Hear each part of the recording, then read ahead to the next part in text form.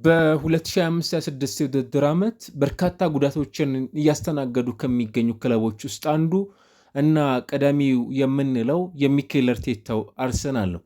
እስካሁን ድረስ በቡድን ውስጥ ተከላካይ፣ አማካይ እንዲሁም ደግሞ የአጥቂ ስፍራ ተጫዋቾችን በጉዳት ምክንያት በማጣት የፕሪምየር ሊጉ ከፍተኛ ጉዳት ያስተናገደው ቡድን ማለት እንችላለን። በዚህ ውስጥ የቡድኑ መሪዎች የነበሩ ተጫዋቾች በጉዳት ምክንያት ለረጅም ጊዜ ከሜዳ ርቀው ተመልክተናል። ከሃቨርትዝ፣ ማርቲን ኦዴጋርድ፣ ሳሊባ ለጥቂት ሳምንታት፣ ከዛ የቡድኑ የፊት መስመር ተጫዋች እንደነ ጋብርኤል ሄሱስ ያሉ ተጫዋቾች በጉዳት ምክንያት ስቲል ወደ ጨዋታ መመለስ ያልቻሉ ተጫዋቾች ናቸው። አሁን ደግሞ ሌላው በቡድን ውስጥ የሚጠበቀውና አርሰናል በጣም ቢዚ በሆነ ፊክስቸር ሊያከናውን ባለበት ወቅት ላይ የጋብርኤል ማጋሌሽ በኢንተርናሽናል ብሬኩ ብራዚል ከሴኔጋል ጋር በነበራት የወዳጅነት ጨዋታ ላይ ጉዳት ማስተናገዱ ለአርሰናል ሰዎች ምቾት የሚሰጥ አይደለም። ምክንያቱም አርሰናል ተደራራቢ የእንግሊዝ ፕሪሚየር ሊግ እንዲሁም ደግሞ የአውሮፓ መድረክ ጨዋታዎች ስላሉበት ማለት ነው እና ይህንን ጉዳት በተመለከተ አንድ መረጃ ወጥቷል። በአርሰናል በኩል ይሄ የጡንቻ ጉዳቱ ለተጨማሪ ምርመራዎች እንደሚያስፈልጉትና ምናልባት ኤግዛክትሊ ለምን ያህል ጊዜ ተጫዋቹ ከሜዳ ሊርቅ ይችላል የሚለውን ጉዳይ ለማወቅ ሲባል ተጨማሪ ምርመራዎች አስፈላጊ መሆናቸውም ጭምር ነው የተረጋገጠው ማለት ነው እና ባሳለፍነው ሳምንት አርሰናል በብራዚል ብሔራዊ ቡድን ከሴኔጋል ጋር በነበራት የወዳጅነት ጨዋታ ላይ ተጫዋቹ 65ኛው ደቂቃ ላይ ነበር ከሜዳ ተቀይሮ መውጣት የቻለው። እዛው ኤምሬትስ ነበር መርሃ ግብሩ መከናወን የቻለው። እንዲያውም አንድ ጽሁፍ ምን ይላል?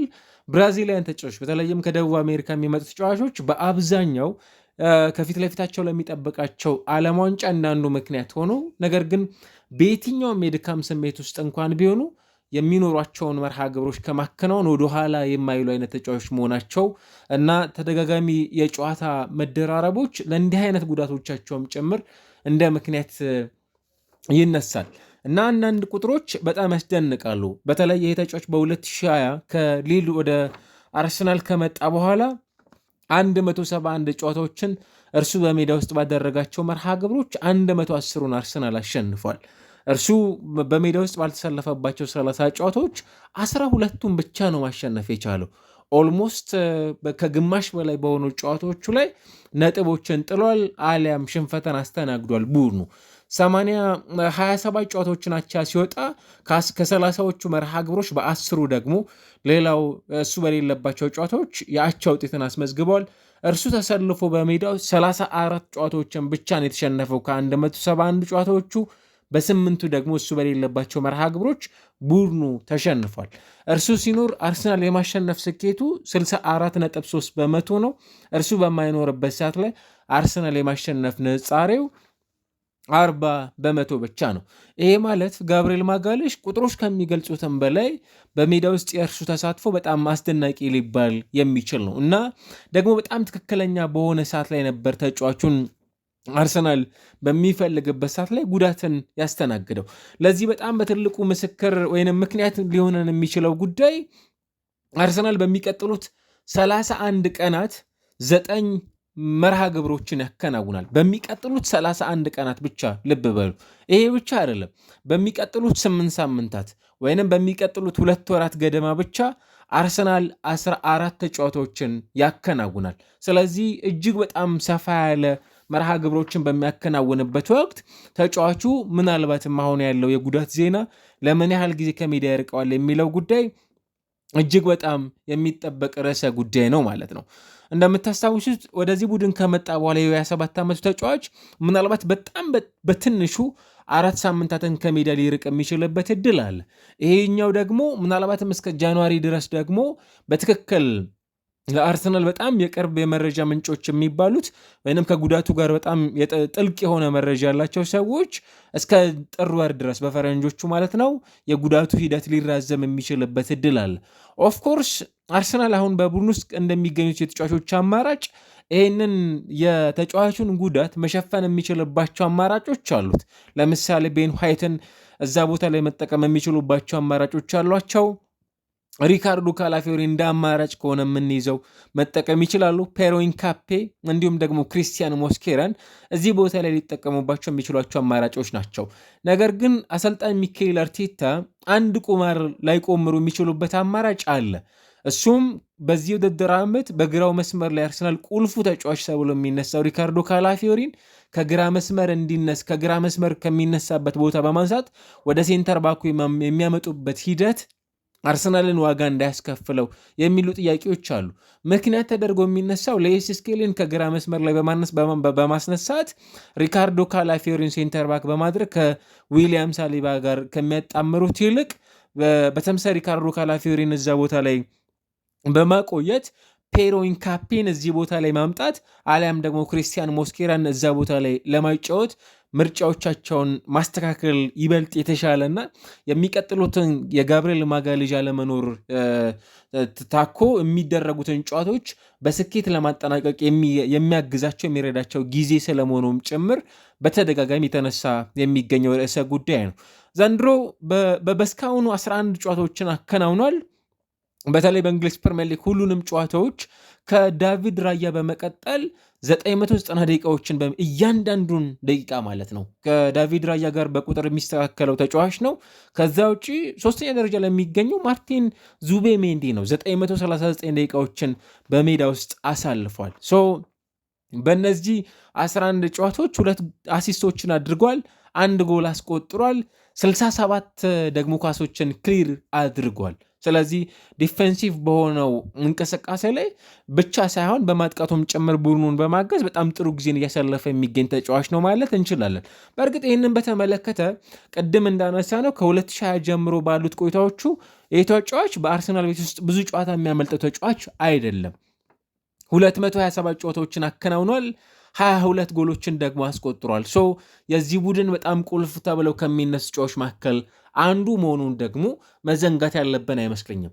አርሰናል ይህንን ተጫዋች በማጣቱ ምክንያት ምናልባት አንዱ ቡድኑ ሚስ ያደርገዋል ተብሎ የሚነሳለት ጉዳይ አርሰናል የሚያከናውናቸው የሊጉ መርሃ ግብሮች እንዲሁ ቀላል የሚባሉ አይደለም። በሰሜን ለንደን ደርቢ የፊታችን እሁድ ጨዋታውን በሜዳው ያከናውናል። ከዛ በአውሮፓ በጣም አስደናቂ ብቃት ላይ የተጓዘ የሚገኘውና በዚህ ውድድር ዓመት ፐርፌክት ከሚባሉ ምርጥ ቡድኖች ውስጥ አንዱ መልሶ በአውሮፓ ሻምፒዮንስ ሊግ ከባየር ሚዩኒክ ጋር ጨዋታውን ያከናውናል። ከዛ ሌላ የለንደን ደርቢ መርሃ ግብር ደግሞ ከቼልሲ ጋር በስታንፎርድ ብሪጅ ቡድኑ ጨዋታውን ያከናውናል። ሌላ ቀጥሎም ሲመለስ ወደ እንግሊዝ ፕሪሚየር ሊግ መርሃ ግብር ከብሬንፎርድ ጋር ሌላው ከለንደን ደርቢ ቡድን ጋር ነው ጨዋታውን የሚያከናውነው ማለት ነው። ስለዚህ እነዚህ ሁሉ ጨዋታዎችን ስትመለከቱ የሚኬል አርቴታ ቡድን ዘንድሮም ብቻ አይደለም ባለፉት ዓመታት በፍጹም ከማይነኩ ጥምረቶቻቸው መካከል የጋብርኤል ማጋሌዥንና የዊሊያም ሳሊባን ጥምረት ለመንካት የሚገደዱበት እድል አለ። እንደምታስታውሱት ከመጀመሪያው ሳምንት ጀምሮ አርሰናል በጉዳት ከታመሱ ቡድኖች ውስጥ በቀዳሚነት የሚነሳ ነው። ምክንያቱም በመጀመሪያ ጨዋታቸው ነበር ዊሊያም ሳሊባ ጉዳትን አስተናግዶ በቡድን ውስጥ ሲወጣ የተመለከት ነው። ቀጣዩን መርሃ ግብር እንዲሁ አይነት ቅያሬዎችን ቡድናቸው እንዲያስመዘገበም ጭምር ሊገደዱ የሚችሉባቸው አማራጮች ይኖራሉ ማለት ነው። ስለዚህ ካላፊዮሪ፣ ጋብርኤል ማጋሌዥ፣ ዊሊያም ሳሊባና ቤን ዋይትን ሊጠቀሙ የሚችሉባቸው አማራጭ አሁን ሌላ አይነት አማራጭ እንዲኖራቸውም ጭምር ይገድዳሉ አሰልጣኙ ማለት ነው። ስለዚህ ማን ከማን ጋር እዛ ቦታ ላይ ይዘው ይገባሉ የሚለው ጉዳይ ይጠበቃል። ለምሳሌ ከኖቲንጋም ፎረስት ጋር በነበረው ጨዋታ ቲምበር ቀኙ መስመር ላይ በፍጹም የሚነካው ተጫዋች አይደለም። እዛ ቦታ ላይ ሌላ ተጫዋች የማይጠቀሙ ከሆነ ቤን ዋይትን ቀደም ሲል እንዳልነው ከጋብርኤል ማጋሌዥ ጋር መጠቀም የሚችሉባቸው አማራጮች አሏቸው ማለት ነው። ስለዚህ የዚህ ውድድር ዓመት ምናልባትም ባክፎሩን በተመለከተ በፍጹም የማይነካ የሚዲያ ዲፓርትመንት ነው ብለን ካልን ግራው መስመር ላይ ካላፊዮሪ የማይነካ ተጫዋች ነው። ቲምበር በቀኙ መስመር ላይ የማይነካ ነው። ሁለቱን ሴንተር ባኮችን ስናይ ጉዳት ከሌለ በቀር ሳሊባንና ጋብርኤል ማጋሌዥን የመጠቀም ግዴታ ውስጥ ይገባሉ። ይህ ካልሆነ ግን አሁንም በምንመለከተው መልኩ ጋብርኤል ማጋሌዥ ከቤን ዋይት፣ ዊሊያም ሳሊባ ከቤን ዋይት፣ ዊሊያም ሳሊባ ከክሪስቲያን ሞስኬራ፣ ዊሊያም ሳሊባ ደግሞ ከፔሮ ኢንካፔ ጋር በዚህኛው የጋብርኤል ማጋሌሽ ጉዳት ውስጥ ወቅት ላይ ሊጠቀሟቸው የሚችሏቸው የሴንተር ባክ አማራጮቻቸው ነው ማለት ነው። ሶ ሚኬል አርቴታ እነዚህን አማራጮች በመጠቀም ቀጣዮቹን የዚህን ተጫዋች ከጉዳት የሚመለስበትን ጊዜ እየተጠባበቁ ምናልባት የቡድናቸውን ቆይታን በተመለከተ ሊታደጉ የሚችሉባቸው አማራጮች አሉ። ስቲል ቪክተር ዮኬሬዥ፣ ማርቲን ኦዴጋርድ፣ ኖኒ ማዶኬ፣ ጋብርኤል ማርቲኔሊ በጉዳት ሊስቶቻቸው መካከል የሚገኙ ተጫዋቾች ናቸው እና በቡድናቸው ውስጥ በጣም ቁልፍ የሆነውን ተጫዋችን ነው እንግዲህ በጉዳት ምክንያት በዚህ ውድድር ዓመት እያጡ የሚገኙት። አርሰናል ካለፉት የውድድር ዓመታት አንጻር ከተመለከት ነው ፍጹም አስደናቂ የሚባል በጣም በርካታ የሚባሉ የስኳድ ዴብዞች ካሏቸው የፕሪሚየር ሊጉ ደግሞም ላይክ ቱ ላይክ የሆኑ ቅያሮችን ማድረግም ጭምር የሚችል ስብስብ እንዳለው ምንም ጥያቄ የለውም። ነገር ግን ጋብርኤል ማጋሌዥን ይሄው የአርሰናል ቡድን ሲያጣው የሚያጣው በመከላከል ውስጥ ብቻ እንዳልሆነ ደግሞ ብዙዎቻችን የምንረዳው ይመስለኛል። ቁልፍ በሆኑ ጨዋታዎች ላይ በተለይ ደግሞ ቡድኑ በሚፈልገው የትላልቅ ጨዋታዎች ላይ ጎሎችን ማስቆጠር የሚችል ተጫዋች እንደመሆኑ መጠን ሚኬል አርቴታ ተጫዋቹን የሚፈልጉት በመከላከሉ ብቻ እንዳልሆነ በደንብ እንረዳለን። በጣም የትላልቅ ጨዋታዎች ዲሳይሲቭ ከሚባሉ ጨዋታዎች መካከል አንዱ እንደሆነ በደንብ በተደጋጋሚ የተመለከትናቸው ካሉ የዚህ ቡድን ቁልፍ ተጫዋቾች ውስጥ አንዱ ነው። ምናልባት አንዱ አርሰናል በቆመ ኳስ በዚህ ውድድር ዓመት ፐርፌክት ነው ብለን ካለን በእንዲህ አይነት የቆሙ ኳሶች ደግሞ ትላልቅ በሚባሉ ጨዋታዎች ላይ የዚህን ተጫዋች ግልጋሎት በሚፈለግበት ወቅት ላይ አለማግኘቱ ለሚኬል አርቴታ ዋጋ የሚያስከፍል ይመስላል። በእነዚህ አማራጮች ይህንን ተጫዋች መሸፈን የሚችሉበት ሪሶርስ አላቸው። እንዴት ባለ መልኩ እሳቸው ይህንን ክፍተት አስተካክለው የዚህን ተጫዋች መመለስ እስከሚኖር ድረስ ቡድናቸውን ይዘው ይቀጥላሉ የሚለው ጉዳይ የሚጠበቅ ነው። አንዳንዶቹ የሜዳ ላይ እንቅስቃሴዎች በሙሉ በቁጥር የሚገለጹ አይደሉም። ለምሳሌ በዚህ ቡድን ውስጥ አርሰናል ከረጅም ጊዜ በኋላ ከተመለከታቸው በጣም አስደናቂ የሚባሉ ሁለት የሴንተር ባክ ጥምረቶችን ከተመለከትን ልናነሳቸው የሚገቡ ተጫዋቾችን ነው አሁን ለሆኑ ያህል ጊዜያቶች ቡድኑ ሊያጣ የሚችለው ማክሲመም ከሆነ ለ2 ወር ያህል ገደማ ማለት ነው። ያ ካልሆነ ግን በ4 ሳምንታት ሊመለስ የሚችልበትን ጊዜ እና በዚህኛው 2025/26 ውድድር ዘመን በተጋጣሚ ሳጥን ውስጥ የነካቸው ኳሶች አንዳንድ የፊት መስመር ተጫዋቾችም ጭምር የማይነኳቸው ኳሶች ሊሆኑ ይችላሉ። 15 ኳሶችን ነክቷል። በ63 የ1 ለ1 ግንኙነቶች ኤሪያል ዱዋሎችን ማሸነፍ የቻለ ተጫዋች ነው። በቡድን ውስጥ 12 ታክሎችን ወርዷል። ብዙ ኳሶችን ኢንተርሰፕት የሚያደርገው ተጫዋችም ጭምር ነው እና አንዳንዶቹ ቁጥሮቹ ምናልባትም ተጫዋቹ በሜዳ ውስጥ የሚያደርጋቸው ፐርፎርማንሶቹ በእንዲህ አይነት መልኩ ሜጀር የማይደረጉ ሊሆኑ ይችላሉ። ኮመን ሴንስ ልንረዳቸው የምንችላቸው ማለት ነው። የሚኬል አርቴታ ቡድን ይህንን ነው የሚያጣው። እኔ በመከላከል ደረጃ ከሆነ የምናነሳው ቡድኑ የመከላከል የዛን ያህል ሰፊ ክፍተት የሚነሳበት አይደለም። 2025/26 የውድድር ዓመት ከጀመረ ጀምሮ አርሰናል 5 ጎሎችን ብቻ ነው የተቆጠረበት። ከአምስቱ 2ቱ የተቆጠሩበት በመጨረሻው የእንግሊዝ ፕሪሚየር ሊግ ከኢንተርናሽናል ብሬክ በፊት ከሰንደርላንድ ጋር በነበረ ጨዋታ ነው። እሱም በጣም አግሬሲቭ በነበረ ቡድን ነው። ከዛ በፊት በማንቸስተር ሲቲ ጎል ተቆጥሮበታል ቡድኑ በተመሳሳይ። ከዛ ባለፈ በሊቨርፑል የተቆጠረበትን ጨዋታ ታስታውሳላችሁ።